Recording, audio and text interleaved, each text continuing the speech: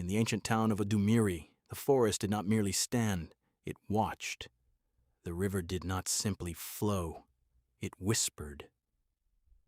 Morning light stretched across mud walls and thatched roofs, and the people rose knowing one thing: the masquerades see all. They were not costumes, they were not performers, they were law wrapped in raffia and carved wood. When conflict stirred, no court gathered. When guilt was suspected, no debate followed. A masquerade stepped into the square, and silence swallowed the village. Its verdict was final, its word unquestioned. Children learned early. Do not ask who wears the mask, do not wonder what lies beneath. Curiosity was danger, and silence was survival. Yet in hushed voices beside fading fires, elders spoke of a prophecy, a forbidden warning. The day a masquerade reveals its face, the world will either end or begin again. Then came the festival of returning spirits. Drums pounded like thunder, smoke curled into the night sky. Masquerades danced in wild rhythm, and the village trembled between joy and fear. But as the square filled with color and sound, something felt wrong. One presence was missing, the greatest of them all, the great masquerade of silence. From the mouth of the forest came slow footsteps, heavy, measured. The crowd parted, and a child cried out, not in fear but in recognition. The drum stopped, the wind froze, time held its breath, and for the first time in memory, a masquerade raised its hands, not to bless, not to curse, but to lift its mask.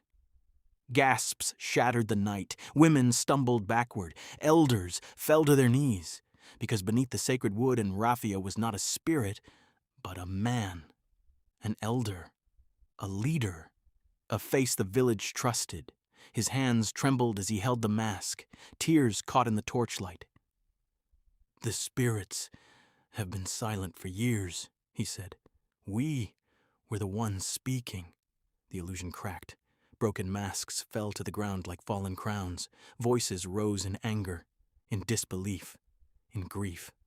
The sky darkened, as though the heavens themselves recoiled.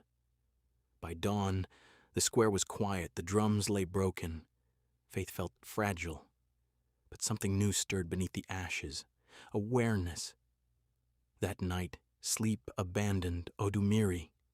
Fires burned low, whispers filled every home, and the forest no longer felt distant, it felt awake. Then the ancestors answered. The wind howled through the trees, the river swelled beyond its banks. Shadows moved without bodies, names long forgotten echoed in the air.